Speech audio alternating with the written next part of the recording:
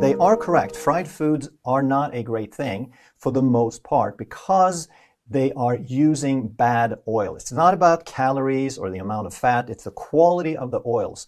And virtually all fried foods you're going to find are using plant oils, vegetable oils. And in order for those oils to tolerate heat, because they're naturally very heat sensitive, they have to destroy those oils. They have to process them, oxidize them, bleach them, deodorize them, so that they're toxic and rancid. That's why you avoid fried food. If you wanted to have some fried food on occasion and you use a saturated fat like lard or coconut oil, then that would not be a problem. People think that if you eat saturated fat, you're going to store saturated fat in the body.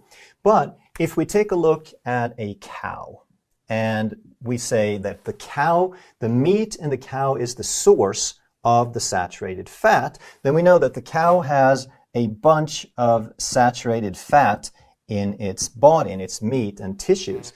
But then the question is, if we are what we eat, then how does the saturated fat get into the cow? Because cows don't eat saturated fat. If the cow is allowed to eat what it wants to eat, then it's going to eat grass. And then somehow this grass turns into saturated fat, and that's called a biotransformation. So if that happens in the cow, then why would it happen very differently in a human? Meaning not that we eat grass, but that the saturated fat in our bodies don't necessarily come from saturated fat. So in humans, it's also about biotransformations, but in humans, the source of it is not grass, it is excess fuel. When we eat more than we need, then that excess fuel is going to be turned into fat for storage. And when that excess fuel is accompanied by excess insulin, because insulin, like we've said, is a storage hormone. And then in humans, that is how we end up with our saturated fat. People talk about how the studies say that if the liver is full of fat, full of saturated fat, then that liver is insulin resistant, which is true, but it's not the saturated fat that caused the insulin resistance. It's the other way around. It's the excess fuel and the insulin that creates the saturated fat, and now when the liver is congested, it becomes insulin resistant. When we give the liver more to do than it can handle, then it's going to get congested. And the things congesting the liver are all the substances that only the liver can process. And the first thing that everyone knows about is alcohol. But very few people know about fructose. They've heard kind of about sugar, they know sugar is a bad thing, but the real reason sugar is so bad, that white sugar is so bad, is that 50% of sugar is fructose.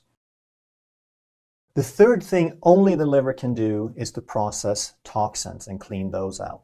And if the liver is already busy with alcohol and fructose, now it's kind of backed up and it's not going to be able to process those toxins very effectively, and therefore those toxins build up as well. And the fourth factor we need to understand is insulin. When the liver is already fatty and we have a lifestyle that maintains a high insulin level, now insulin aggravates it, it makes it worse. Insulin is a storage hormone, so it's going to prevent the fat burning in that liver, and it's going to perpetuate the insulin resistance in that liver. So we can't clean out a fat liver if we still have high insulin levels.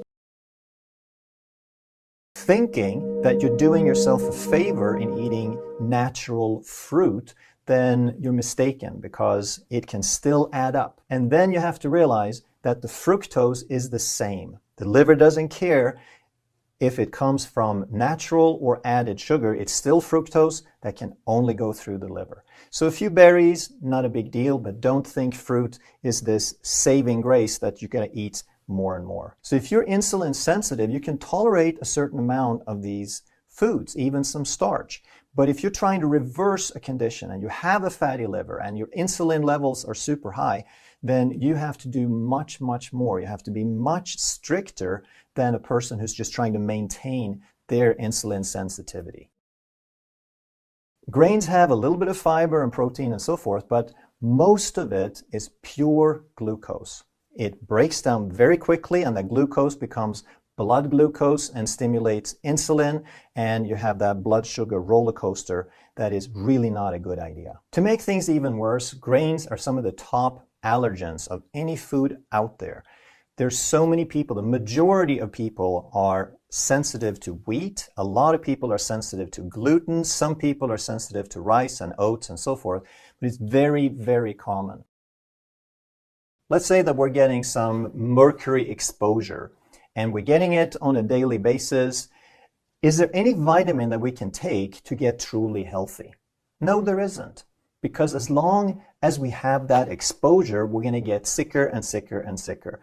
And maybe that vitamin can help us tolerate it just a little better, but we're not going to get healthy until we stop the exposure. So when we talk about superfood, we're missing the big picture because we're getting the idea that there's this miraculous thing like a medication that's just going to stop things, they're going to protect me, right? There is no such thing. Now, I believe that the only reason that we even buy into the notion of a superfood as a remedy is that we've been indoctrinated. We've been conditioned for decades into the thinking of an allopathic model. And what does that allopathic model say? It says that if we have a symptom and then we take a remedy, now that's going to have an effect. So because of that remedy, now we get relief, and we're made to believe that that's going to make everything okay.